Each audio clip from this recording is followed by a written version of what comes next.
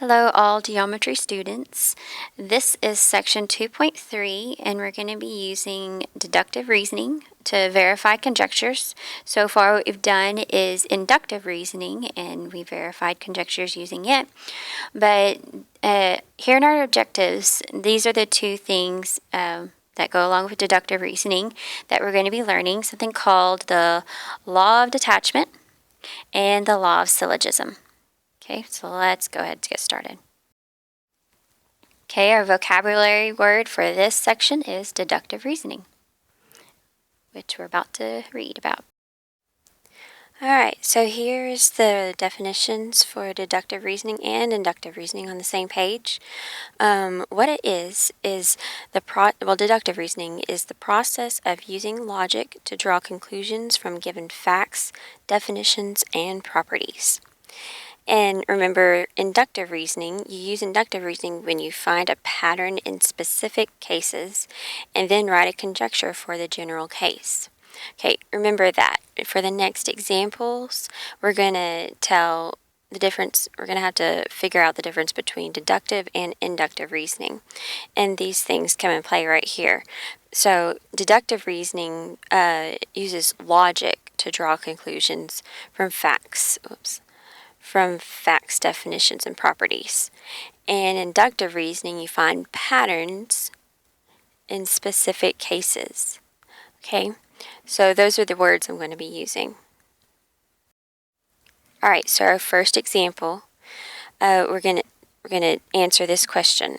Is the conclusion a result of inductive or deductive reasoning? So let's read this.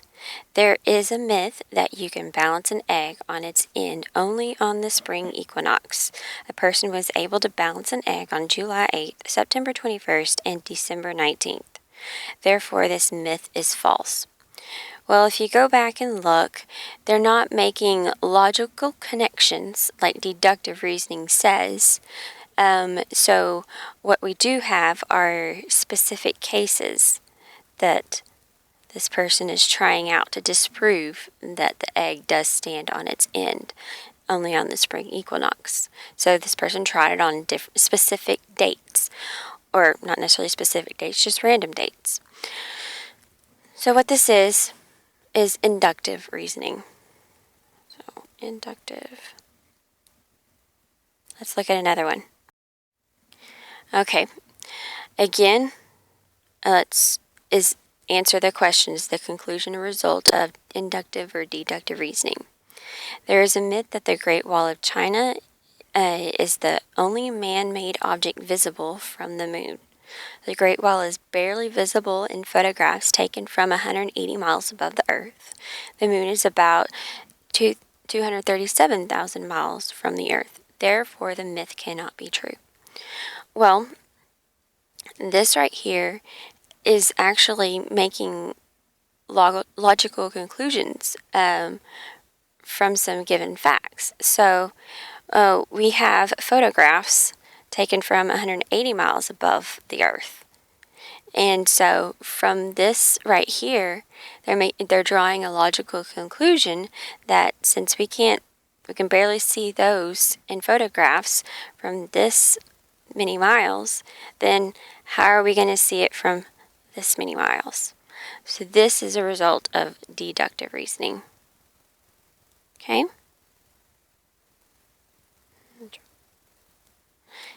Alright, so let's look at the last one. Alright, again, we're going to do the same thing. Tell whether this is using inductive or deductive reasoning. There is a myth that an ill-skinned wallet will demagnetize credit cards because the skin of the electric eel used to make the wallet holds an electric charge. However, eel skin products are not made from electric eels. Therefore, the myth cannot be true. Is this conclusion a result of inductive or deductive reasoning? So, what is happening here says, however, that eel skin products are not made from electric eels. So that's drawing upon a fact, and the result that they come up with, therefore the myth cannot be true, is using logical reasoning, So this, again, is deductive. Okay, so that's all I have on inductive and deductive reasoning. Let's move on.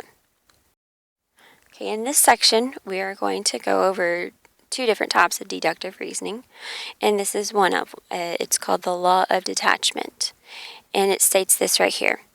If P, then Q is a true statement, and P is true, then Q must be true. Okay, and it has to go in that order. If we have this right here, this order, P then Q, we have to first state that P is true. We have to say P then Q is true and P is true. Then we can conclude that the conclusion is also true. Okay, so let's look at one. Okay, it says determine if the conjecture is valid by the law of detachment. Well, it says given in the World Series, if a team wins 4 games, then the team wins the series. The Red Sox won 4 games in 2004 World Series. Our conjecture here is the Red Sox won the 2004 World Series. So we have, this is our P. If P, then this is our Q. Okay? Then right here we have the first part, the P. The Red Sox won 4 games in the World Series. So this is the correct way to do it. All right? So this is our P, and our conjecture is our Q. So right here, it is using the law of detachment. Okay? So I guess you can just answer yes on your paper. Okay, it says, again, we're going to determine if this conjecture is valid by the law of detachment. It says, if the side length of a triangle are 5 centimeters, 12 centimeters, and 13 centimeters, then the area of the triangle is 30 centimeters squared. The area of triangle PQR is 30 centimeters. Well, if that is true, they're making this conjecture about it. Then the side lengths of PQR are 5 centimeters, 12 centimeters, and 13 centimeters. Well, this actually is not using the law of detachment. And the reason is that in our statement, our given statement, the first one anyway, we start with this right here. The side lengths of a triangle are this. Then the area is this. We can't really go from an area of a given triangle is that and then determine that the side lengths are indeed 5, 12, and 13. A triangle that has an area of 30 centimeters squared can have many other different side lengths other than this. So this right here is not a logical conclusion, and so this is not using the law of detachment. The conjecture is false, actually. So, not the law of detachment. Just answer no on your paper. All right, here is another type of deductive reasoning. It's called the law of syllogism. And how it goes is, if you have a statement, if P then Q, and Q then R, if these two statements are true, then we conclude that this statement right here, P then Q, is true. So notice that when we do this, we're saying this statement, the conclusion from this statement is the hypothesis for this one. So P then Q, these must be, this right here when you put them together must be a true statement. And it has to be in that specific order too for this law of syllogism. Okay, so we're going to determine if this conjecture is valid by the law of syllogism. It says given a figure is a kite, then it is a quadrilateral. If a figure is a quadrilateral, then it is a polygon. So if a figure is a kite, then it is a polygon. So what I have here, it says, let's look at the highlighted portions, P, Q, R. This is my P. This is my Q. This is another Q. And this is R. So what I have here, figure is a kite. That's my P. Then it is a polygon. That's my R. So it did exactly. It stated if P then Q and Q then R, well, then we must have this statement must be true. P then R. Okay? So right here, we are using the law of syllogism to make our conjecture. All right, let's look at another one.